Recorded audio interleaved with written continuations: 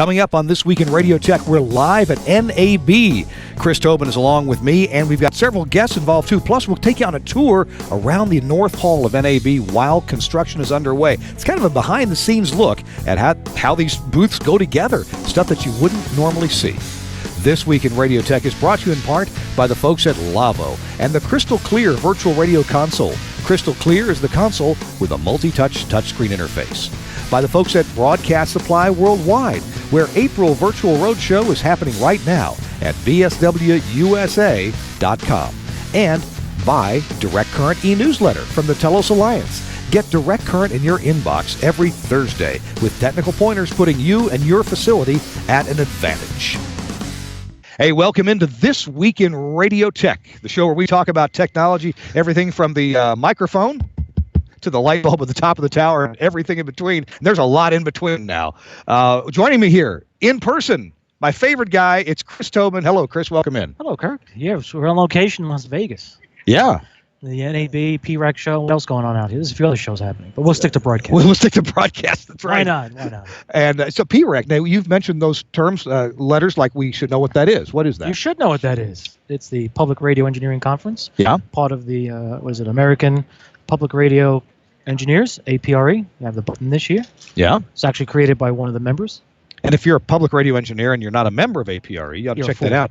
It's apre.us. Yes. Is their website. Yes. apre.us. And their sessions, the conference is today and tomorrow night with the award dinner. It's a lot of great sessions. We had folks from NPR talking about production techniques. Yeah.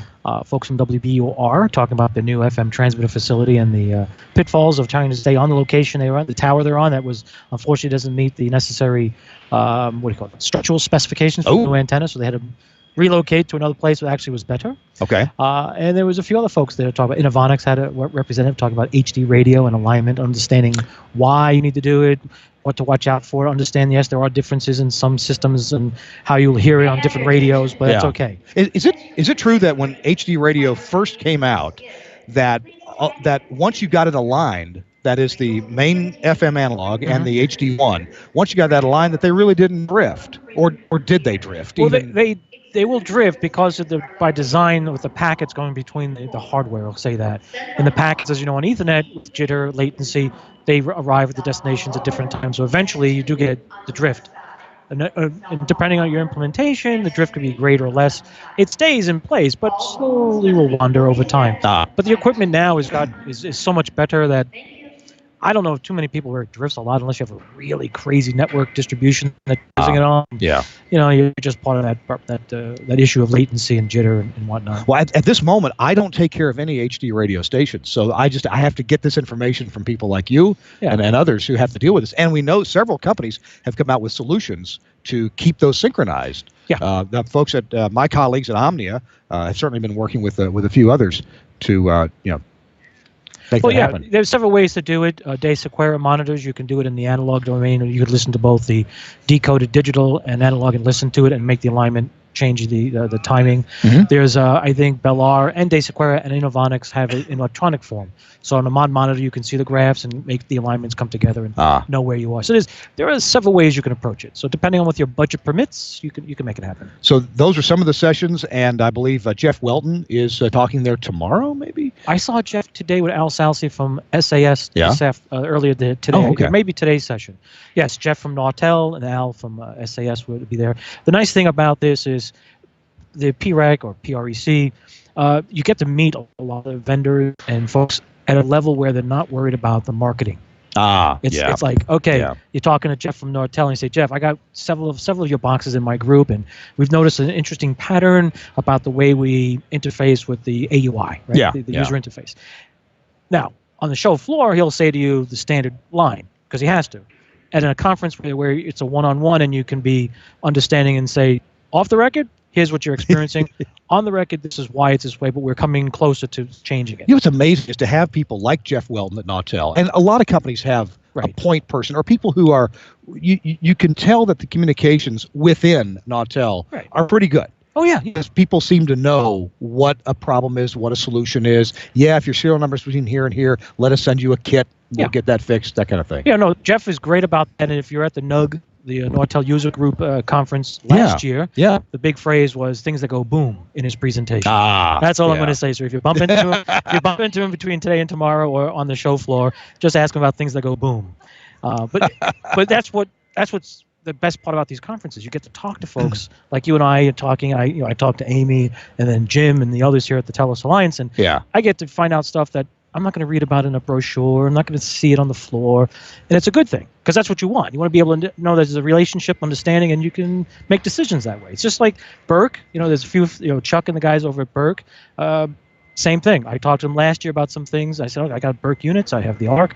And I noticed some quirks about this, and this. And he goes, they're not quirks. Believe it or not, SNMP doesn't allow you to do X because in broadcast, the broadcast mindset is this way. The IT world of SNMP is this way. We're trying to figure out how do we bring the two together, and it hurts. So that's the kind of stuff, again, you're not going to get in a brochure. And you're not going to get on a phone call to the service desk. So, if you're trying to find a justification to come out to these conferences, that's the approach you should be taking. Because at the end of the day, you can save money, generate money based on this knowledge, and you're not going to get it in a brochure. Guaranteed. We're live at NAB. We happen to be hosted in the booth of the Telos Alliance. They're my employer, and I appreciate them giving up some great bandwidth for us to do the show today. And we have a special treat. Very few people get into the show while it's under construction, to get back in the kitchen, so to speak. Yes. And I've always found it to be terribly fascinating what goes on here, both before the show and the complete disaster that it is right after the show, when everybody leaves and everything starts coming down fast. Well, Chris Tobin is going to go on remote here in just a few minutes and walk you around, you and me both. I'm going to sit here. Chris is going to walk around and show us the construction process of a number of these booths, companies that you know and love. And we're not showing anybody's dirty laundry here. This is how it's done. This is how it's done. It's just it's a point of view shot. It's behind the scenes. It's the the man behind the curtain concept. Yeah. The show goes. It's like on a Broadway play. Everything chaotic can happen behind stage as the curtains are drawn, and then when it comes time for the show to begin, that's when the act happens. So right now we're behind curtains. We're just things are happening. People look strange. There's a guy at the Wheatstone booth wearing rainbow shorts, walking around in socks. I'm like, okay. Good for you. I hope you don't step on a nail. There's a lot of construction. The hammer's going on, but okay. There's John Bissett over there looking. He's got a nautical shirt on, and he's very enthralled with his phone, looking at. This is the kind of things you see you'll never get when you come out to the show as what do you call it? To see the exhibits. You and I are both pretty overdressed for today, aren't we? Well, I was at the That's right. conference. I was talking with folks. It's just being respectful. If I was setting up a booth, trust me, I'd be t-shirts and shorts and sneakers right now. That's the only way to do it. All right, so hang on. Chris is getting ready to go. You can go ahead and take off. I'm going to tell our producer, Suncast, go ahead and contact Chris's remote unit.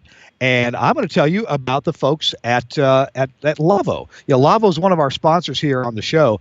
And I would begin by reminding you that, a lot of folks know me, Kirk Harnack, as, Joe broadcast engineer. Right? I've been kind of doing that since I was, about 20 years old or so. On-air personality, I've done a lot of that. Been the host of This Week in Radio Tech. And what you may not know is that I've also sold broadcast gear internationally. When Telos came out with the Axial line, for example, I was out there doing that. I've been all around the world showing people broadcast equipment. And here's one of the cool things. When I get to go to other broadcast facilities and see the way they do stuff, that's pretty cool. I mean, some radio stations in some countries have just incredibly huge audio consoles and studios and studios and studios. And then others, operate out of a closet. Like here in the USA, we kind of see that gamut as well. Well, one thing I've noticed is that when you go to big venues and you go to TV trucks and you go to places where there's a live broadcast going on that is mission critical, you're very likely to see a Lavo console there. Oh, there we go. A Lavo console there that is going to be producing the audio in either stereo or even in 5.1. So Lavo is famous around the world for having reliable consoles. Now, you may think, why should I care? I'm not doing television or TV trucks or live venue events. I'm in radio. Well, radio guys don't like dead air either. In fact, it's really a bad thing. That's why broadcasters like the CBC in Canada, like BBC, like NPR, to name a few, these folks buy Lavo radio consoles. Now, being this involved in TV and radio, like Lavo is, you think a lot about the future. And Lavo's been doing that, working with off-the-shelf IP networks, working with various standards, AES 67 in particular, Ravenna also. And they've come up with a whole system of letting broadcast gear do video, audio, and control all over IP with a whole range of equipment. They're also thinking about virtualization, and that's coming up next. We're seeing a lot of that in the podcasting and streaming only worlds. And what about for real broadcasters? Broadcasters who sell ads and make a big living on this. Well, they're doing that too, and you need to come check out their booth. Now, if you're here at NAB, be sure you stop by the Lavo booth and check out their systems that are over IP, their video systems, audio, control, and their systems that let you do all your broadcasting from either a single machine or broadcasting from the cloud as they are envisioning it. Check it out at lavo.com, and if you go to lavo.com and check that out, please go to the TWiRT area. Let them know that you came in because I told you about them. It's Lavo, LAWO.com/TWiRT. Okay? If you write that down or go there, I would appreciate it go there right now. LAWO, Lavo.com/TWiRT, and let them know that you heard about them on This Week in Radio Tech. All right. It's Kirk Harnack live at the NAB show, and Chris Tobin has left this booth, and he's out somewhere. Chris, where are you, buddy? I am at the Shively booth. They're setting things up. Shively is an employee-owned company. Shively Labs does antenna design and construction and various parts of transmission systems. If you were at the Public Radio Engineering Conference this morning, Michael Leclerc of WBUR talked about his new transmitter facility and the Shively Labs panel antenna system they employed, and the differences in the old and new and the patterns and the design. Very nice presentation. And let's walk a little bit, and the frames will be a little slow, so just bear with me. So there's a standard 6810 Shively. We're all familiar with that one. You can't beat that. And then there's the harmonic filter for those of you at combined sites that have to worry about 4G LTE issues, and FM, third and fourth harmonics, and all those wonderful things, even though we're at minus 80. Most of these folks operate about minus 130 dBm, so it makes for a very nasty little thing. And then in the far distance on the other side of the booth is the France Pavilion, Wind Media. Everybody's setting things up. We've got the folks at BE at the far distance. I don't know if you can make it out on my camera. And it's just been really great. This is all behind the scenes. So as you can see, this is, as we always say, the sausage being made. This is where you get to see some real good stuff. I mean, real manly things. And sometimes the women get involved too. But I won't go into detail. That's Vegas. You got to stay where it is. Yes. Chris, can you walk around the Shively booth just a bit more and get a little more close up on some of the antennas there? And one thing I've always I don't want to interfere with their construction. Ah, gotcha. Oh, now, there you go. That's a panel antenna, isn't it? That's a miniature panel antenna. Looking at the elements, I'm going to say if I had a UHF 460 radio, that would be a really nice circularly polarized antenna. But you don't have to give me an idea. I'm going to have to talk to them about that. Yeah, they're showing a model of what the larger one would look like. Well, yes, this is a model at the proper harmonic frequency tune, but there's a name for it. You put it on the turntable at the antenna farm, you spin it, you get the pattern design. There's a science behind it. I'm not going to purport to know all the details, but it's really cool to watch. But if you're a Channel 6 or somebody with a log periodic and you need something like a really directional antenna, there's one just above this gentleman's head. He's setting things up, so I won't interfere. He's assembling an antenna system. No. Is it? It could be. But if it's RF and there's RFR issues, we won't talk about it because it's only behind the scenes. And then there's the Shively balanced filters. Oh, yeah. Yeah, combiner filters. Right, is that right? I get that right. We have them at the Times Square. We have them at the Times Square facility. So there you go. See, they have the new ones, the little guys, the big guys. So it's pretty handy little stuff. Matter of fact, let's see. Yeah, here you go. So there you have it. As I'm walking through a construction zone without a hard hat, boy, am I violating OSHA rules. No, I'm only kidding. It's not a construction site. There is a tuned cavity. Okay. Is it coming through okay, folks? Cool. Yeah, it's coming through great. Stationary. All right. There's a transformer for transmission line. It's a matching transformer, I should say. It's a double stub. And they also have a 3-stub that's on the other side. See if I can get to it without tripping on the carpet that's not unfolded yet. Let's do this. Whee! There's 3 ports. There you go. 1, 2, and 3 on the right-hand side. Dual port on the left-hand side. And I'll go back to the landscape mode. All right. And you can hear the famous sound of beeping machines as folks are trying to do stuff. There we go. And if you're a Kintronics fan, phaser cabinets, there's Kintronics right there. and they're working on some nice, cool stuff that you have to check out. Just past that wooden box, there's some nice cavities and isocouplers for AM towers. And there's a radome. Oh, look at that. I missed that one. Right there in the center of your screen, that gray thing with the perpendicular cylinders is a radome for one of the 6810 series antennas or 6812. So there you go. So this is a Shively booth. Pretty cool stuff. And where else can we go? Obviously, some latecomers. Nobody's here yet. Antenna companies is that when they come to the show, it's like they don't really have to get a lot of stuff working. They bolt the antennas to the tower, say, yeah, here's the antenna. Whereas my guess is if we powered up a lot of other companies have stuff that they really have to get working. Yeah. Now, that's the good thing about an antenna company. You don't have to fire up your product. But then again, it would be fun if they did. Oh, yeah, right. Go on, he even says he's smiling, he's laughing, he's got that sinister smile. Go, oh yeah, we'll put an exciter into this antenna. Why not? We'll get those meters going. Kintronic is not too far from you, farther to the west. Let me go over to Kintronic, see what we got for isocouplers. Let's take a walk. Yeah.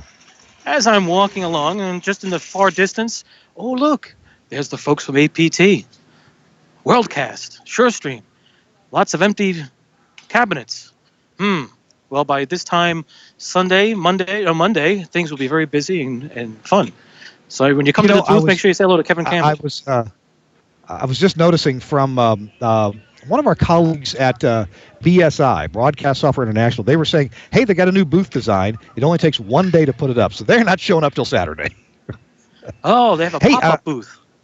I've got someone who joined me right here now. John Bissett is here. 2 weeks in a row. Yeah, that's right. That's right. So Chris, as he's moving around, Chris will be back to you in just a second. John's going to talk to us and give us, in just a minute, I'm prepping you here, give us your thoughts on booth setup. Oh, this has been great. Very, very good. Simple is better. Yeah, exactly. Chris, where are you now, buddy? Where have you gone to? I'm looking at some guy with a nautical shirt. I'm not sure he's got shorts. And what the heck is this? He must be setting a booth up. That's what it is. That's the attire for booth. You're into some kind of a time warp here. I wouldn't do that. There we go. Look at this. See, now we get to see behind the scenes at TWiRT. You don't get to see this often. Yeah, we see a. Now we talked about online on Facebook. We talked about next year. I'm going to do without the Behringer console because this is a simple analog mixer, and we're going to use an Axia Mic X Note to do the mixing. Nice. Yeah, and so that's just a little bitty thing, and that there's our 5.8 little setup. I don't have the ketchup bottle today. Yep. It's on a tripod. 5.8. The RF police are going to be here shortly. You know how they are at NAB. All right, Chris, where are you headed to next? Let's see. There's nobody at Wheatstone. Let's go to Burke. Let's see what Burke has to show. Sure. Run on over there. So John, Chris is giving us, a tour around here. And you know what's really neat? I don't know that people there's some have crazy seen this guy in a before. Harley Davidson shirt. We're just doing a live netcast this week in Radio Tech. And a familiar face everybody knows. We're at the Burke booth. And it looks like they're sorting out their IEC cable. See, there is the official attire. Khakis, white socks, black shoes, T-shirt. That is how you assemble a booth. Anybody wearing a suit like me, you're not doing a booth duty. Okay? It shouldn't be seen at all. So we're just going to come around to the front. I'll leave you to your fun. So we're going to navigate through the boxes. We come around. This is what it looks like at the Burke booth before they fire up everything. How cool is that? See? Really cool people. Notice the attire, shorts. There we go. It really is neat for folks to see this because those that have come out to the show never see this behind-the-scenes thing. It's just amazing how in a couple of days all the boxes will be gone and it'll be absolutely beautiful. Oh, absolutely. This is the best part of it. So you take a close look. You'll see it's very empty, very sparse. And within the next 48 hours, this will be a beaming lights and flashing buttons and everything going on. And it's Monday morning at 10 a.m. You'll be able to talk and harass the salespeople and try and nickel and dime them on a purchase. What's also amazing what is people do. When you see people in the industry, engineers, salespeople, owners of these various broadcast equipment manufacturers, and you see them here setting up, they're all doing regular stuff like wiping down the booth, right? Like vacuuming, right? And vacuuming, yes. Like running cables and crawling under stuff.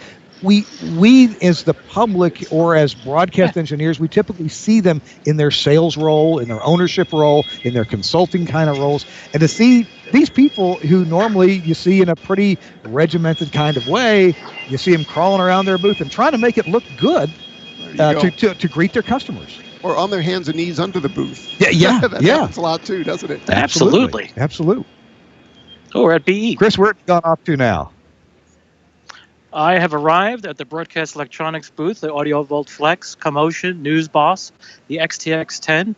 A lady in Capri's setting up a booth next to a transmitter. Very appropriate, very nice. Very tall ladder for getting things set up at the very top of their booth. And people pulling cables, making decisions, trying to figure out what to do. It's a standard booth assembly day. And let's see what we have here. Look at this. Ooh, transmitter rack. However, it's not energized just yet. It'd be fun to tune for smoke. Or, as Jeff Weldon would say, things that go boom. We don't want things going boom on the show floor this week. So there you have it. Let's see if I can do this the right way. There we go. Just for full disclosure, everyone watching, none of these vendors, none of these booths are paying for any of what I'm doing. So this is totally just pure information. There is no financial exchange taking place. However, the little candies I'm getting, the M&Ms, they are really tasty. I'm sorry, I'm only kidding. Some of these vendors, some of these manufacturers may not want us there. You know, they like to put their best foot forward, and I think it's fascinating to see, people who and you hope you buy their equipment, you hope you trust them and everything, to see what they go through to put their best foot forward at NAB.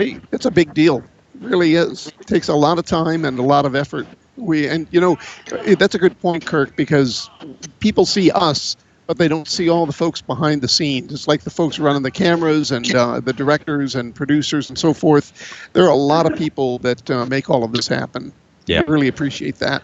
Well, and we've got some colleagues from over here that tell us that they're a little shy. I'm not sure we can talk to us or not. Hey, I tell you what, Chris, we're going to take a break. Suncast, we're going to take a little break here for our next sponsor commercial, and we'll be back in just a minute. Suncast, if you want to take care of Chris's microphone.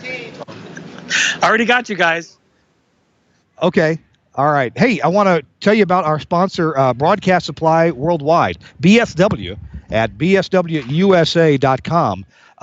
BSW has got some specials for April. They're only good for the month of April. They call this their virtual roadshow because it's a lot of the gear they take to roadshows and they put on sale. It's available on sale on their website as well. Here are some highlights of some of the things that they got really good deals on. The Wheatstone Air Aura X1 processor. It's $2,000 off the list price. It's at $49.99. Exclusive pricing only from BSW. Also, they have a video for radio. It's called the HDV Mixer. That's a BSW exclusive product. It brings video to radio in the easiest, most intuitive solution yet offered. Go to the website, bswusa.com, and have a look at the HDV Mixer. There's also a dual codec package that's on sale, the Comrex Bricklink 2. It's a dual package. You get 2 Comrex Bricklinks with a Middle Atlantic rack shelf for $29.99. And we were talking about Innovonics and modulation monitoring and that kind of thing earlier. Well, the Innovonics 531N mod monitor is $300 off, and here's how you get that.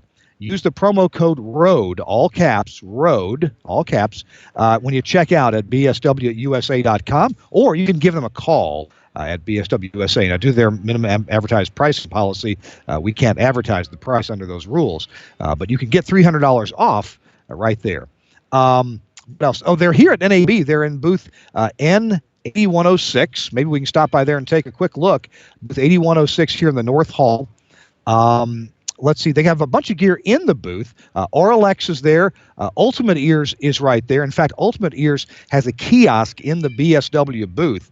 They're giving away free digital 3D scans for customers' in-ear monitors. I need to go over there for that. No longer do you have to go to the audiologist with your ears full of goop. You can get a custom laser scan of the inside of your ear to get custom fitted. It's a 3D scan, 5 minutes, maps out your ear canal for a perfect fit. That's from Ultimate Ears at BSW USA right here at the NAB show. They're also giving away a pair of UE4 Pro headphones every day if you come and get scanned. So check that out. BSW@USA.com. I really appreciate them for sponsoring This Week in Radio Tech. And you should appreciate them, too, by going and checking them out. Sign up for their catalog. Go on to their website at BSWUSA.com and get yourself on the mailing list for their catalog. It's really helpful. Hey, Juan Punyed is here. Juan, have a seat, man. Come on in. Thanks, John. Appreciate you. Juan, get that mic right up to your mouth there, buddy. All right, there we are. Hey, buenos días. Buenos días, ¿cómo estás? Yeah, muy bien. Muy bien, Yeah, Kirk. bueno. This is the Spanish version, huh? That's about all the Spanish I know. Dos cerveza, por favor. Cerveza, that's everyone. You know that I told you the Spanish that I taught to my son. Yeah, I told him if you ever have to go to the bathroom, the proper way to ask for the bathroom is, ¿Dónde está la casa de pipi? That's correct. No. That would work. That would work. That would work. Definitely. People will bring him there. It gets a lot of smiles. Yeah, anyway, definitely. so Juan, you're our representative for Telos in Yes. where at? That's correct. Telos Alliance for Latin America. I'm in charge of all the Latin American region and also Canada. We help a lot the good folks of the PIPEN technology in Canada and all Latin America and the Caribbean also. So let's A lot talk. of countries. We're here talking about setup for NAB. And you've worked for a number of different companies. I think Sony was one Sony company you was worked one, for. yeah. Did they ever find their truck? Did you hear about that? No, Yeah. Oh, man. they lost a truck. A truck that's of on the way goodies? here got stolen. NAB? Stolen. Wow. Yeah. Probably So- people thought it had headphones or Yeah, microphones. yeah. Not broadcast gear. Walkmans or something. So maybe I hope they find it. So anyway, so tell me about, tell our viewers here about setup for NAB. How is this like compared to what we do the rest of the year, this is kind of a strange thing. Yeah. Coming together, wearing what's- casual clothes and putting Right. stuff together. Yeah, what's great is you get to wear shorts instead of toots, and also you get to play with the gear before it goes out to the public, and really enjoys it. Oh, by the way, now it's Spanish. Announcement. That's for all the Spanish people here working. So it's really great to see the gear beforehand, and also for us salesmen, we get to play with it. Some of us are engineers and technicians and love it, and so for us to just play with the gear and touch it and be able to see what's going on, it makes it better for the customers when they join in. Cool. Yeah. And this really is about companies putting, as I said earlier, their best foot forward to greet customers, to try to tell us anyway.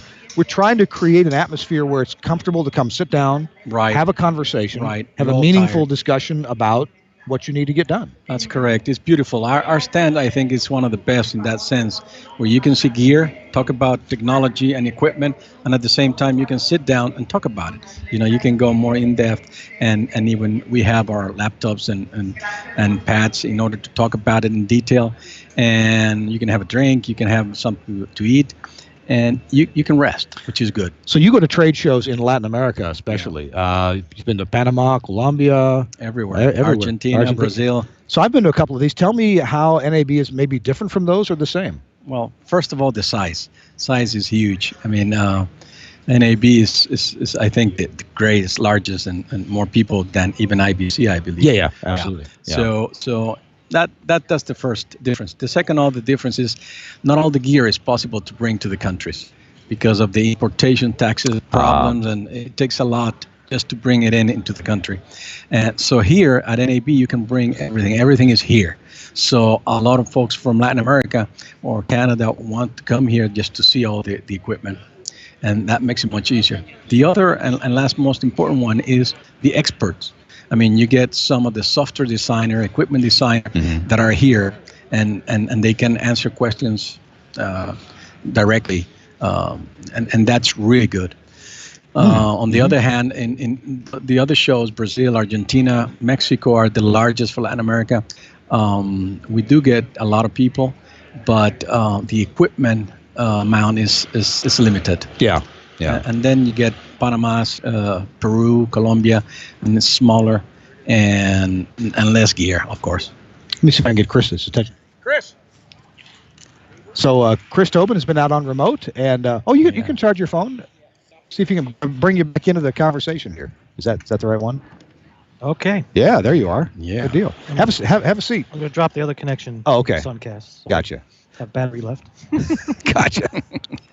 So, hey, welcome into This Week in Radio Tech. If you've just joined us, it's Kirk Harnack along with my co-host Chris Tobin and Juan Punyed, who is a representative for Latin America and Canada for the TELUS Alliance. We were talking about differences with other trade shows in Latin America, especially. Now, when you went to Cuba, this was purely for news, not for a trade show, right? Absolutely, news. Yes. Yeah. It was Pope's visit. Yeah. Oh, yeah. Okay. Pure news story. It was nothing to do with trades or anything like that. No. Wow. So, you've been to some other trade shows, though, maybe in the New York area, regional trade shows? Yep, regional, New York, LA, all around. Yeah. Now, in the industry, in the business, we talk about some shows are what we call tabletop shows. Like we go to South Carolina Broadcaster, definitely a tabletop show. The emphasis is on shaking hands, exchanging business cards. The emphasis is not on the equipment working, right? We set the equipment out, we talk about it, but more we talk about people. For Latin America, no. You have to have the gear working. People like to see it working. They want to see lights fire up, and they want to touch. So no desktop shows at all. Wow. Now that means in Latin America, and more companies used to do this in the U.S., even transmitters. You've got them fired up, running, That's right. A dummy load there. Yeah, they have it. They have them working. Yeah, maybe if you're risk-taking, you've got an antenna that you're broadcasting. You see everything. And, Latin America is kind of wild in that sense. So many things are allowed to do. Yeah. But you're always limited because of the amount of equipment that you can import. And a lot of times you have to pay large fees for importation and tariffs, even if you get it back when you leave. Mm-hmm. So it's a hassle sometimes. Now, I want to talk a little bit about, and this may seem a little strange, but I feel like I ought to get my 2 cents in, about etiquette at a broadcast show like this. I used to come to these broadcast shows when I was a contract engineer, and I was ready, complaint in hand. So I would come to a manufacturer and and I got to tell you, I sometimes I made such a fool out of myself. And a broadcast show it's a great place perhaps to meet the people who you should be talking to solve the problem. But complaining on the floor is not always the best thing. I guess some people saying before people see the experts there. Yeah. And so they want to bring the problem and going on with the problems that they've had. And they see the expert and they let it all out. But I agree with you. I think the shows, this kind of shows is to learn, to see the new year.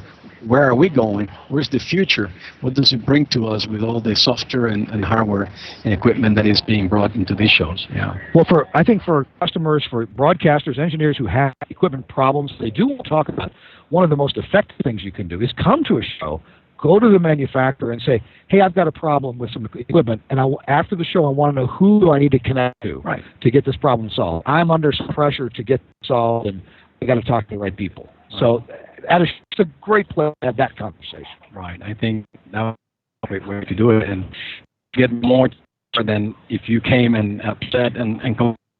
I think you get a lot more for you.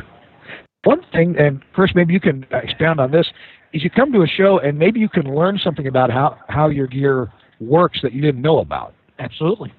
The reason I come to shows like this, whether regional or national or international, like IBC, is to talk to, as Juan pointed out, to talk to the manufacturers, the designers, or whomever, and ask about the product. Now, I have had on occasion gone to many a show and talked to a couple of manufacturers on a very stern voice, and they heated discussion because of an issue that was so blatant that their customer support desk did not help. So after I got past that point, I'm like, guys, you need to really focus on customer relations.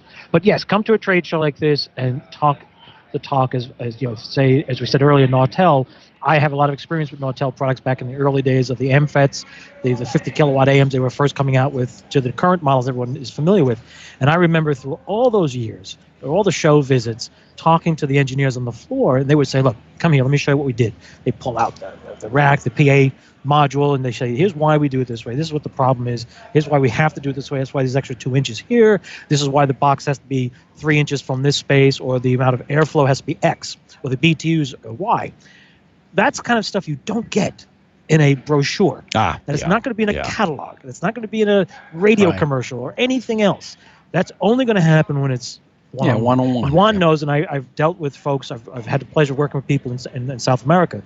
It's about the relationship. A lot. We have an understanding. I'm coming to you. We're going to talk. and I'm expecting a certain level of respect. I'm expecting a certain candor and honesty, and that's how the relationship works. Yeah. If you don't have that, or you can't create it, I can assure you, you'll have no sales, or you'll have a very bad rap in the business. And there are many American manufacturers that know that, they've experienced that, and that's why only a few of them stand out above the crowd still to this day. But that's the trick. When you come to a trade show, that's when you have the one chance to create that relationship and have it. Yeah. And then you build on it with the phone calls or emails, or maybe an occasional visit from a regional show they come to. Yeah. Or because of your candor and your ability to have the relationship, you convince the local engineering organization in your city to bring in the manufacturer, and they go, you know what, we'll come because we know a couple of guys there and we understand what's going on. It's a relationship. It's a two-way street. And if you don't do that, I know from working with a manufacturer of products, when we did all that, made the relationships, we couldn't stop the calls. The purchases are happening, calls were coming in, referrals were happening, everything about it. But I know working with a lot of Latin American broadcasters, it was all about the relationship. I worked on projects where I was not the lowest bid, but I was able to answer the questions they had regarding the project compared to the other bidders. Yeah. And I got the job. Right. And I call up my distributor I'm working with and say, okay, you're the middle person. How is it that we got the deal? We're an American company bidding against 3 Latin American company distributors. Well, you answered the questions. The director of engineering, the managing director liked the answers. Apparently yours were better than the other guys, so they went with you even though you were more. I'm like, okay, that's the difference. Yeah. And that's where you really, and you don't have much of that anymore. That's why we kid about Jeff at Nortel, but Nortel does that. Yeah. Nortel does that. Telos Alliance is doing it. Berg, Comrex, and a few others, and that's why those names still persist. Right. You brought up something a minute ago about bringing manufacturers, reps, sales reps, engineers to smaller shows or even city things like a SBE meeting. Yeah. And I got if you're an engineer, you need to be an SBE, and if your chapter chairman or your program chairman of your chapter is not doing a great job of bringing people in to talk to you, there are some great resources out there, and then the SBE website is a good one. And I just bring this up because you mentioned it, and I got hooked into the SBE website to find manufacturers reps to come talk to us in Nashville. Mm-hmm. And next month, Carrie of Black Magic Design is going to come and talk to us. And then each month for the next several, I've got people coming in from various manufacturers to talk to us. We had, let's see, who's coming in? From Hitachi, talking about HDR video cameras. Isn't that a new thing? Yes. Yeah, HDR video. So you can get these people to come in. They want people to talk to. They want an audience, and this is just a great way to shake hands, get to know who they are, and understand the technology. Make sure when they come with a product that it's a working model. Don't do static demonstrations. I do not like that at all. If you're going to take my time, I want to see the box work. And if it's a box that's unportable and used in the, then you know what? You're in the location. You're on location. Let's have it work. I can say, because when I went on the road working with a company doing products that were portable, I'd go to SBE shows and they'd look at me like, does that really work? I would take it and drop it while it was plugged in and say, do you still hear the music out of the codec? Yeah. It's then it works. Yeah. And it's the same thing with a video product. And that made the difference, because after that show, I got several phone calls. Okay, that was a mock-up, right? That was just a joke. No, it's not. It's the box. Right. Look at the brochure. It says drop sells. test mill standard 810C. And they're like, what? That's what it's about. Because when you're on location with a portable mixer, there's a good chance someone's going to hit the cable, and that other end of the cable is your mixer as it flies on the. Yeah. So if you can demonstrate that an SBE show or a local regional conference, you've just made some friends. I kid you not. The way it works, and you look in your faces and your comments. I have a funny feeling that.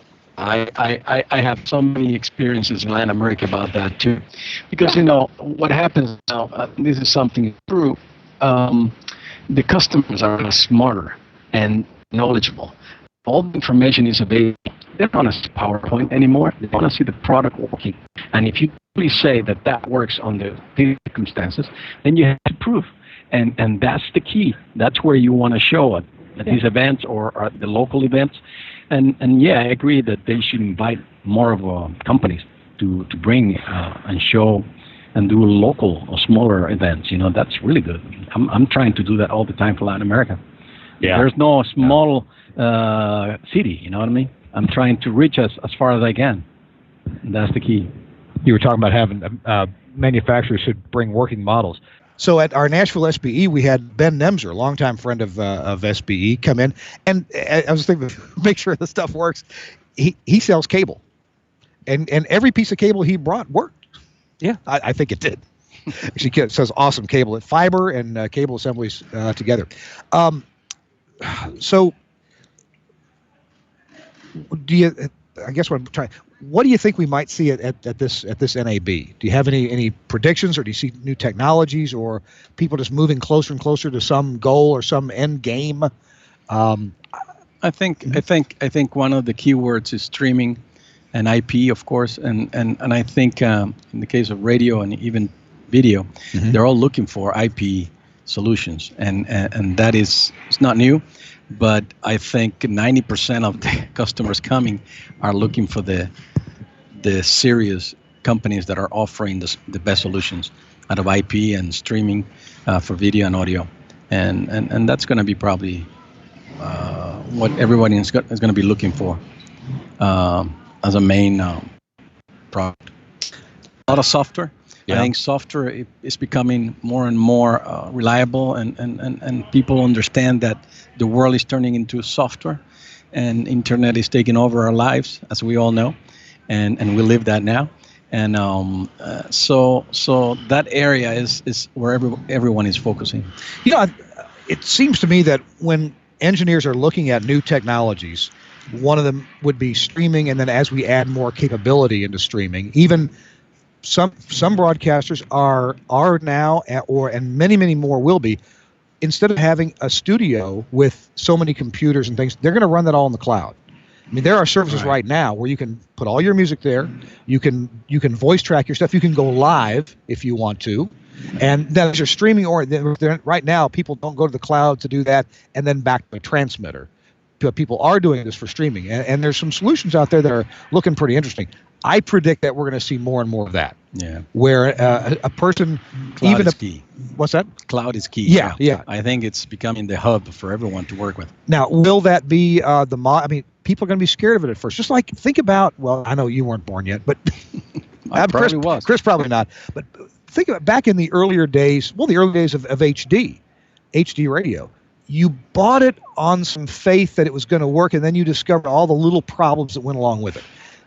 Go back farther than that and think about when solid-state transmitters came along. You bought those, and a lot of the early ones had problems. Oh, yeah. You go back before that, and let's imagine your owner of your AM station just got an FM license, and now you're going to get your first FM antenna, your first coax, and your first transmitter. And think about all the difficulties you had with that stuff early on because designs were not mature.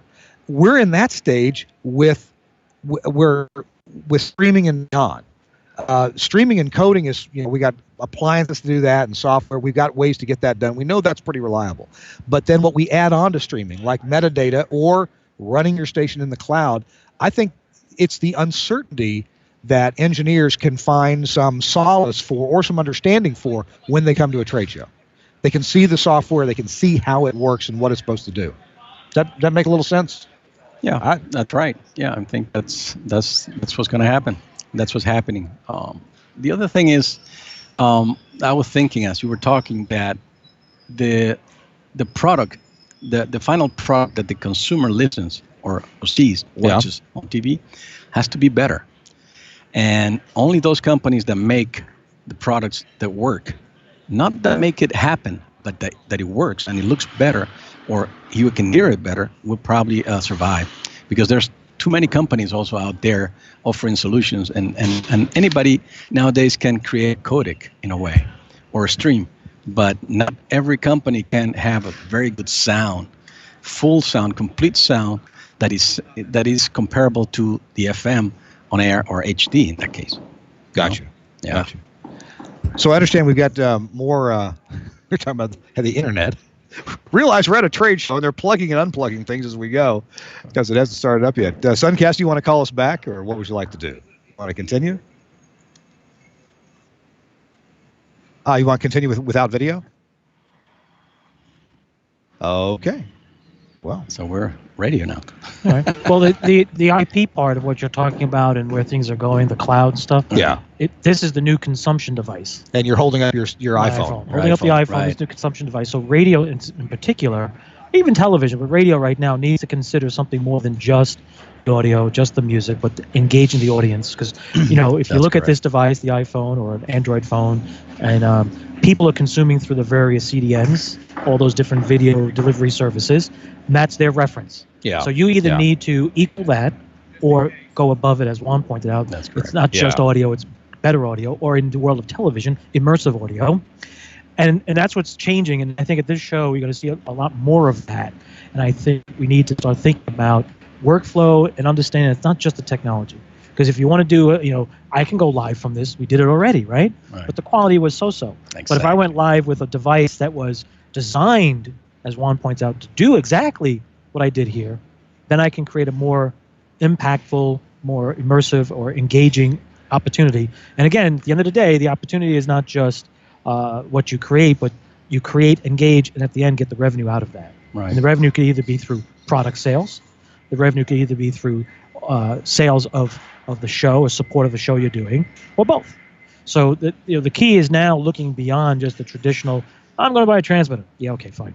Your transmitter should be able to stream audio, because what happens if you lose connectivity from the studio? Or what if you've got a new show you want to do, but the person who creates the show is located in Alaska? They can't come to your studios in San Diego. But maybe you happen to have the right bandwidth for the fiber pop that's at your transmitter site, and Yeah. you could switch their connection into your transmitter to get them on the air while you're doing that show, and then switch back to local studio control when you need to. Now, I know that's a very large abstract, and you're like, well, why would you do that? Well, why not? 20 years ago, yes, you could not do that. Now 20 years later, you can. So it's just like, those of you who have PR&E consoles that are 30 years old and you're holding on to it because it still works. You're absolutely right. It does work. But think of all the things you can't do Right. because of its limitations, because it's no longer the state of the art of the day. Right. So, this is how you have to now look and approach shows like NAB or the Public Radio Engineering Conference and understand it. Or when you come to a booth, say the Telos Alliance booth, and you want to, wring someone's neck because you're not getting what you want from the customer support people, you got to look at it and go, wait a minute, what are we doing now? It's different. I just look around here and, looking at the booths and I remember when, we'll talk about Frank Foti, the man who started this whole thing. And back in the day he had 1-2 boxes, went door to door, sort of like a full of brush Yeah. salesman, doing his thing. And now we look at what he has, and it's not just FM radio, not just AM. And it's not only just TV. It's all of them. And then there's also the other elements, streaming, and what can you do with this, and studio infrastructure. And now it's more than just what it was before. Because why? The IP allows you to bring it together. You can walk, you can fly, you can run, you can do Right. all of it. Now, you can do that with lesser products, Right. but as you pointed out, do you get to the destination the way you'd like it to be? Probably, but a couple of cuts and bruises maybe. Or you use somebody else and make sure that it's the right thing, And you do it right. and yeah. you get there without the cuts and bruises, and the end result is what you want. I know it's crazy to say it like that, but the reality is I've worked with folks that say, I want to use my phone to do the video show, and we're going to put on a tripod, and it's going to be great. And you look at it and like, yeah, okay, it's nice, but the focal length is fixed. The amount of people that you can stick in the view is Right. fixed. The distance, it's like, guys, you don't Very realize it, limited. but you're like sort of limiting the view of Right. everything. Yeah. Yeah. Subtleties, but if you're a, say, cinematographer, you'll know the difference.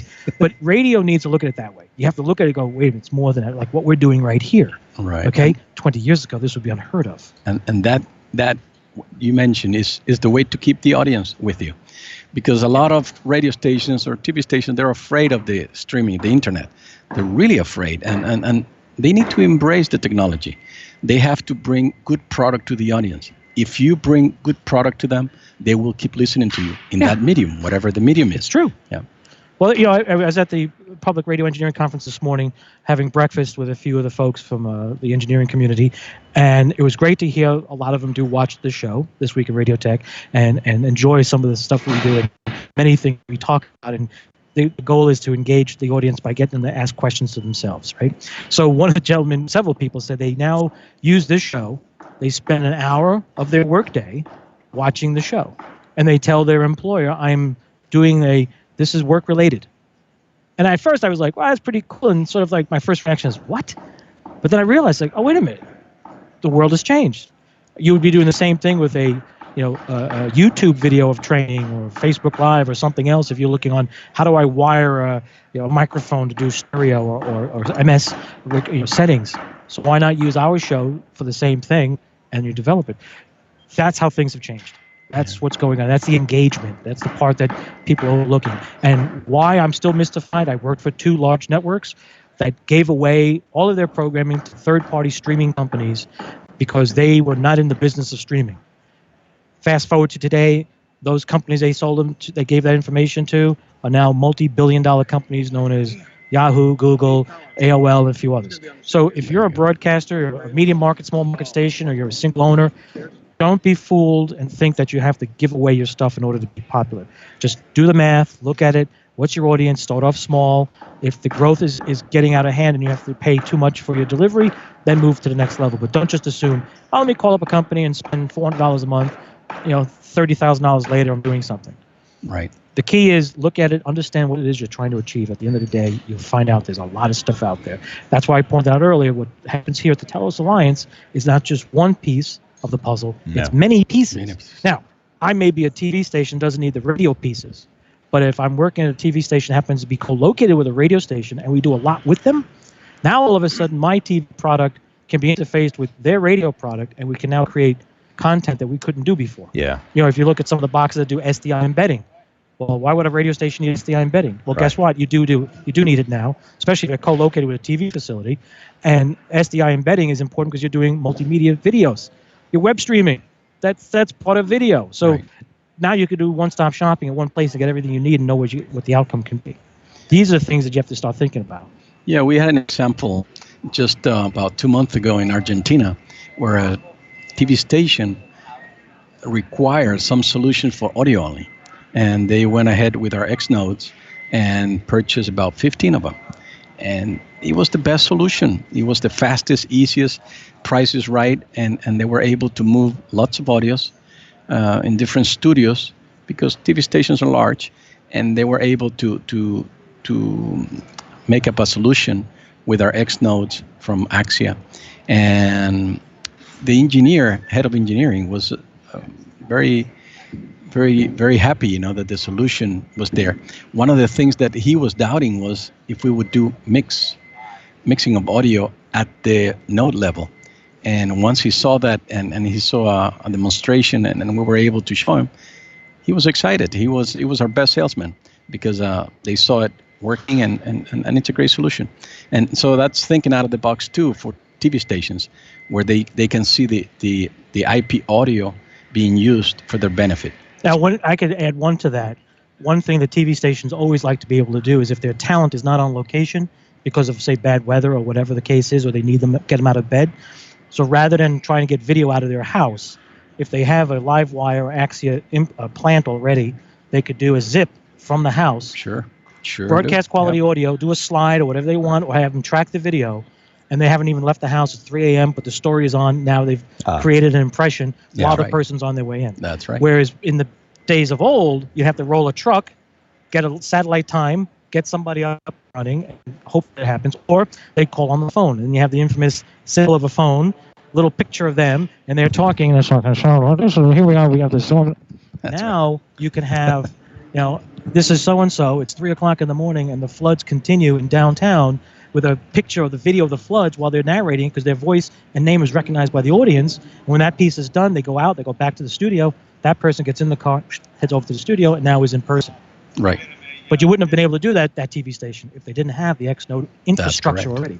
So there's a byproduct of that. Yeah, and but it's a router too. So, it works as a router for audio. That's something that they don't think about sometimes, and it makes it so much easier. Forget about the patch bay panel. You can do it all via IP, just route any audio throughout all the building. And even one of the first sales that we ever made of an Axia node, we had a customer call up and said, we want to buy one node. We're like, really? What do you want to do with one node? Don't you need another node? Don't you try to need audio from here to there? Oh, no, we just want to make a router. Oh, yeah, okay, well, that'll work, sure. It's a nice way to get something routed, at a low price. because you wouldn't find an AES EPU router at that price. Well, next year, Oh, no. next year I'm bringing one less suitcase because I'm not bringing this mixer. I love the little mixer, $150. Yeah. But I'm going to use an Axia Mic X node, and it'll do the mixing right there, and I can control it with an iPad with the BSI app. And That's right. off to the races, and we're going to be showing that off here at the floor. Yep. Cool. At Telos. Guys, we're going to take a quick break and be back with a final word here in just a minute. You're watching or listening to This Week in Radio Tech, episode 345, coming to you from the show floor of the NAB, the exhibition hall. We're in the North Hall, where things are just getting set up now. This hall doesn't open until Monday, so that's what we got: Friday, Saturday, and Sunday. It doesn't open for 4 days, 3.5 days from now. But this is where all the construction is going on. Chris Tobin gave us some tour earlier, but right now I want to tell you about a couple of things at the Telos Alliance. One thing is the e-newsletter, Direct Current. You need to be subscribing to to keep up on what's going on, not only with Telos Alliance products, but with other stuff in the industry as well. It comes out once a week, every Thursday. It's in your inbox. You can read it at your leisure. It's quick headlines, a little bit of blurb of the story. If you want more information, just click to go to the webpage and see more about that particular story. Just go to telosalliance.com/directcurrent in order to subscribe to that. Now, a couple things we're going to be showing here at the NAB show, and we'll actually show them next week. The new audio processor, the Omnia Volt, is making its debut here at NAB. And people have been asking, well, what's different about it? What's different about it? Well, it looks like the same size as the Omnia One, which, by the way, is the largest selling audio processor in history. The Omnia One has sold more audio than anybody else has sold audio processors. Well, the Omnia Volt is not just the successor to that, but it's an amazing successor. Let's just say that the Omnia 1 was developed before the Omnia 11 came along. The Omnia Volt was designed after the Omnia 11 came along. And so there is tech in the Omnia Volt that so far has only been available at a price point of probably 4.5 times higher. So, right. Yeah. Yep. So the Omnia Volt, come out and see that. You're going to be hearing a lot more about it. If you can't come to the NAB show, you'll be hearing a lot more about that coming up. And the other cool news is this IP audio driver. Now, this is one of the very first things that Axia came out with, 11, 12, 13 years ago, was the IP audio driver. You put it on a PC, and now your PC talks live wire to the rest of your network. Audio in, audio out, and even multiple audio ins and outs. Well, we've updated the audio driver to include the AES67 standard, and it's fully compliant AES67. So it does SIP unicast. Of course, it does multicast. It has so if you want to talk to other AES67 devices on your network, you can upgrade to the IP audio driver. If you already own the driver, you download it for free, I believe. You can do an upgrade. Yeah, yeah, it's upgrade for free. Yeah, no charge. And that's pretty amazing, too, considering the amount of tech that it's taken to go into making that IP driver cool. In fact, I was just seeing some back and forth with one of our friends. Well, he's been a guest on the show. Kettle Morstall has been on our show before. And Kettle was reporting, let me see if I can bring it up here real quickly, was reporting to us what he was doing. Here we go, from Kettle Morstall in Europe. Guys, just wanted to let you know that the Axia AES67 driver rocks. My IP lab is 20 kilometers away. My computer is connected to my router via Wi-Fi, and I'm sending AES67 through the internet to my lab via the driver. Now, not that we recommend public internet for AES67, but there's no error correction, there's no error concealment with AES67. You need to get all the packets there, but that is pretty amazing. So good news right off the bat from Kettle Morstall. All right, thanks a lot to the Telos Alliance for sponsoring This Week in Radio Tech and for letting us spend some time in their booth while they're set up today. Chris, we're about done. Yes, we are. Have you got anything for us in terms of a tip of the week? Oh, a tip of the week. Well, since I'm out here, it's been really rough trying to think about that. Here we go. Here's a tip of the week. T-shirt tips. Come by the Telos booth and show us what you get. Radio never sleeps, and neither do you. Or neither do we, do we. sorry. Well, actually, And if you're also an engineer, neither do you. Neither do any of us. Yeah. Radio never sleeps, and neither do we. Well, I think since we're doing convention talk and things of that sort, trade shows, I think what people should do this week is go to the websites of various manufacturers, check out what's the latest, because this is the time of year they'll be putting it on their websites. Yeah. So you'll probably get to see things that you didn't realize they did, Yeah. or they're about to do, and this is the time to do because they're thinking about it. Their interest is piqued. So if you see something you like, you can call and you know you're going to get somewhere. Or if they're not because they're at the show, at least you're on the list and they'll get back to you. So you get their attention. I'd say go and browse around. This is the time to do it. If you're at the show, definitely engage folks, talk to them and stuff. And I have to also say for the AVC group, I just got an email from Elliot. Yeah. Crazy Elliot. Yes. It's burgers and beers this weekend. If you're, do you have to give an invitation, or is it wide open? Well, apparently there's an invitation sent out, but he just sent to me. He goes, "Sorry, mate, forgot to put you on the list." So I just got my invite. I see. So I'm gonna out him just on the show because of Okay. No, it dovetails what I've been talking about. Here's an opportunity to talk with, and it's sponsored by Yellowtech, Burley, Wide Orbit, AES, Livewire Plus, Yeah. and there's somebody else in there that's Broadcast Bionics. Yeah. So these are the folks I'm gonna be having burgers and beers, and I know there's other stuff we do there, and talking with them in an atmosphere, an environment, as Juan would be quite appreciative of, where we could just sit, off the record, on the record, whatever it is, we just talk. Yeah. And everyone It's a nice knows chat. that whatever happens or said, and I did this last year with Elliot and the gang and the folks from Burley, we talked about stuff that I can assure you there is no way I'll ever discuss it outside that group, but it helps me to understand better where their heads are at, why they're doing what they do, why the business and marketing of these things. And it's very important. And I know it's a subtlety that folks overlook, but that's what's missing in a lot of what we're doing today in engineering, and not realizing you need that relationship. And Ian over at Burley, I've known for years, and we cross paths at various trade shows, and the stuff we talk about and the things we hear, it helps me to think. I'm like, wait a minute, what are you talking about? He goes, we had a customer that had this idea for our software to do X, Y, and Z in the newsroom. And I'm thinking, wait a minute. Oh, wow. So you can do that. And he goes, well, yeah, but here's the problem with the manufacturer's driver set. Okay, cool. You're not going to get that in a brochure again. So these are the things you want to engage. So if you're out here at the show and you did get the invite, I can't give it to you, but the burgers and beers, everybody knows what that is.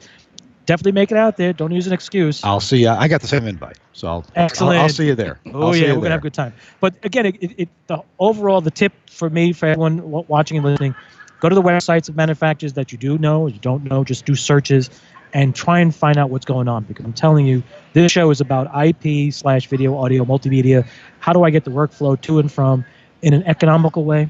Because you have to think of economics, but don't think of it in terms of just saving $1. Think of it in terms of if I spend $2, I get $3 back. If I spend $2, maybe I get $4 back. Yeah. If it's only $2 back after a $2 investment, okay, so break even. Or, 2%, 3%, it's a start. Because you have to ask yourself, were we doing this last year? No. So technically, it's found money. Now, it's a small amount of found money, but it's still found money. Now you take that and put it back into what you're doing, and before you know it, you've got a full-blown performance studio with cameras, and you're streaming your latest, show or talk show or music. And part of what you're talking about is return on investment. Yes. And the show floor is full of return on investment, from SIP telephones, where we know people real broadcasters are paying for their gear in 18 to 24 months, and then after that, it's found money. Yeah. They have new equipment, and their telco bill is down by as much as 90%, more typically 50, 60, 70%.